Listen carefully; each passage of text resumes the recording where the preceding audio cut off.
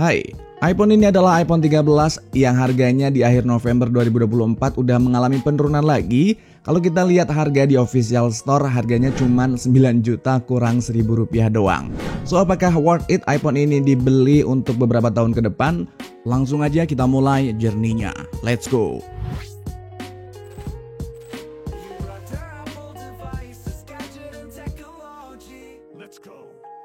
Oke, kita akan ngomongin tentang desain. Kalau kita lihat di bagian belakang, desainnya ini terlihat timeless, masih kekinian, masih modern, masih kelihatan handphone yang baru-baru. Karena untuk desainnya ini mirip banget kayak iPhone 14 atau iPhone 15. Untuk modul kameranya, untuk setup layoutnya juga sama, diagonal kayak gini kayak iPhone 14 dan iPhone 15. Paling yang ngebedain untuk ukuran modulnya doang yang relatif lebih kecil untuk iPhone 13 ini. Walaupun bedanya itu tipis banget, dikit banget. Untuk kameranya ini dua modul dengan kamera wide dan kamera ultra wide, nggak punya kamera telefoto karena untuk telefoto hanya ada di seri Pro doang. Di bagian belakang ini ada flash, lalu ada mikrofon, ada logo Apple yang bikin harganya mahal, lalu material belakangnya ini dari back glass, jadi kelihatan mewah dan kokoh. Oke, itu aja. Lalu kita beranjak ke bagian frame-nya. Frame-nya ini frame aluminium dengan finishing matte. Menurut gua secara pribadi, gue lebih suka finishing matte gini daripada material stainless steel yang berkilau, yang kinclong, yang glowing gitu kadang cepet kotor. Gue lebih suka finishing aluminium matte kayak gini. Di bagian sini ada tombol power, lalu ada antena untuk penangkapan sinyal. Di sini ada dua, di sini juga ada antena. Lalu untuk bagian atas nggak ada port apapun atau nggak ada hal apapun, hanya ada di sini antena doang. Lalu di bagian kiri di sini ada antena, di sini ada switch button untuk volume di mute atau diaktifkan ringingnya, berdering atau enggak. Lalu di sini ada tombol untuk volume up, volume down. Di sini ada SIM tray dan di bawah di sini ada lagi untuk penangkapan sinyal antenanya. Lalu di bagian bawah di sini ada antena lagi, lalu mikrofon, lalu port untuk charging dengan menggunakan port lightning, dan di sini ada speaker. Untuk speakernya itu dual speaker stereo, yang satu di frame dan yang satunya lagi di bagian earpiece ini. Jadi udah mantep banget. Untuk layarnya ini luas layarnya 6,1 inch. Oke, kita coba untuk hidupkan aja. Langsung aja kita mulai.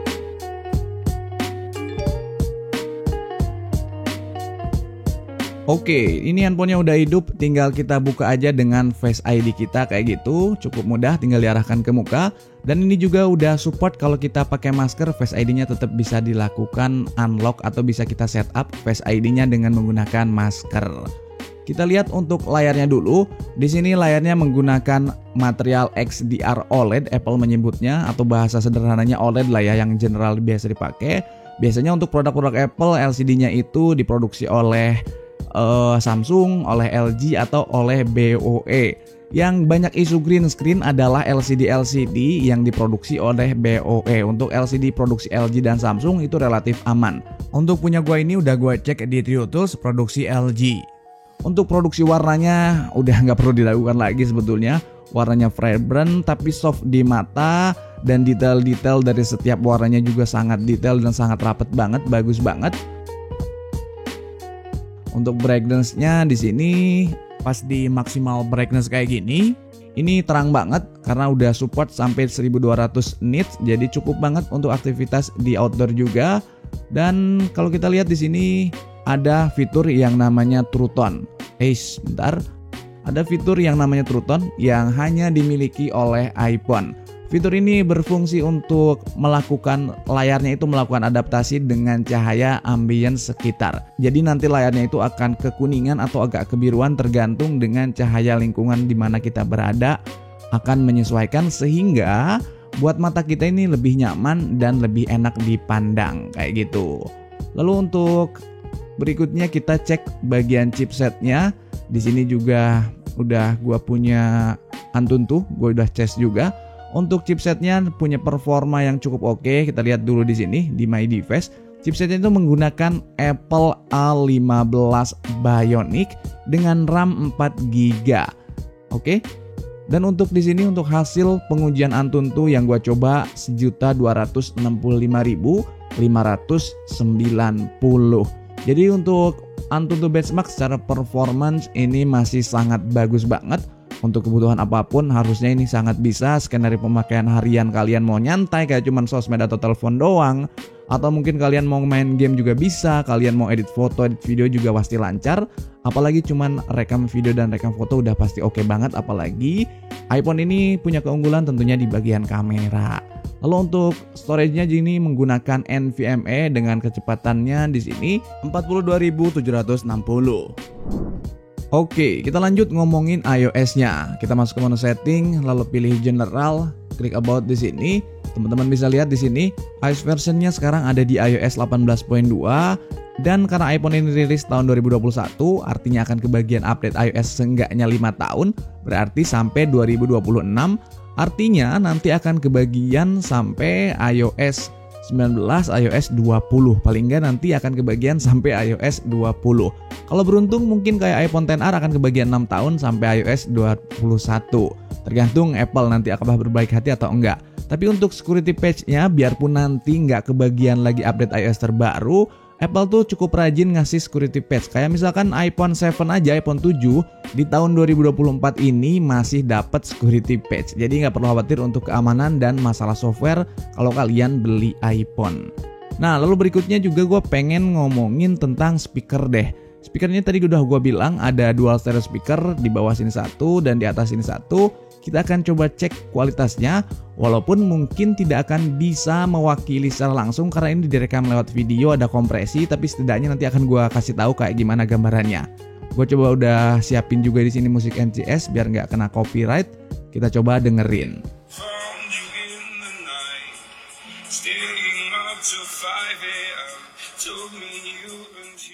Oke, untuk audionya ini karakternya itu lebih ke balance. Baik treble, bass, dan vokalnya itu balance banget dan cukup berasa banget bassnya nendang, bulat, dan sangat empuk banget. Untuk kualitas audionya menurut gua pribadi ini bagus banget, bukan cuma bagus tapi bagus banget. Bisa ngasih kepuasan tersendiri kalau kita dengerin musik, kalau kita nonton film atau main game. Udah pasti speakernya ini enak banget.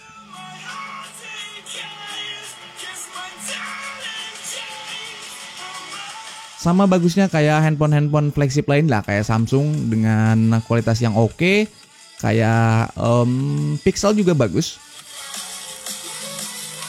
Kurang lebih kayak gini. Untuk kualitas speakernya nggak perlu diragukan, udah bagus banget, udah puas banget dengan harganya. Dengan harga sekitar 9 juta udah punya kualitas speaker kayak gitu, udah cukup oke banget sih menurut gue pribadi ya. Nah, lanjut di bagian haptic touch deh ya. Kita belum coba haptic touch, kita coba di sini ketik-ketik asal aja biar bisa ngerasain feel haptic touch-nya. Wow. Ini haptic touch-nya enak banget, bulat, solid, nggak bleber kemana-mana. Dan one of the best sih sebetulnya untuk haptic touch ini.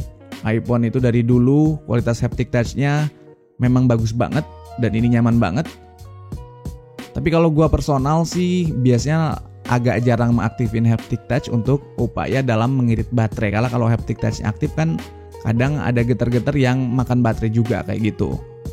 Oke, lanjut kita akan ngomongin hal yang paling mahal dari iPhone, yaitu adalah kamera. Kita coba buka kamera dulu. Oke, nah kameranya ini baik kamera depan maupun kamera belakang, support sampai 4K 60 fps. Kita balikin kamera depan kayak gitu. Dan juga untuk iPhone 13 ini sedikit ada upgrade fitur baru dibanding iPhone 12, yaitu adalah fitur Cinematic Mode yang support sampai 1080p 30 fps. Dan Cinematic Mode-nya udah gua coba, hasilnya cukup bagus. Teman-teman bisa lihat juga untuk hasilnya di sini.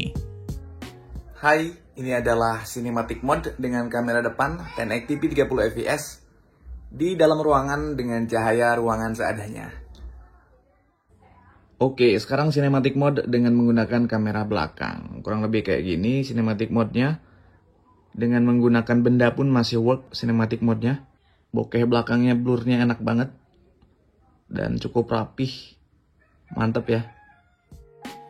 Lalu selain cinematic mode di kameranya yang bikin videonya itu kelihatan lebih profesional, ada blur-blur di belakangnya gitu, jadi lebih kelihatan keren, lebih kelihatan mahal, dan lebih kelihatan pro. Fitur di hal lainnya kayak di foto dan potretnya juga kualitasnya nggak kalah oke. Fitur fotonya juga tetap bagus, kualitas warnanya natural, tajam, dan oke. Teman-teman juga bisa lihat hasilnya di sini.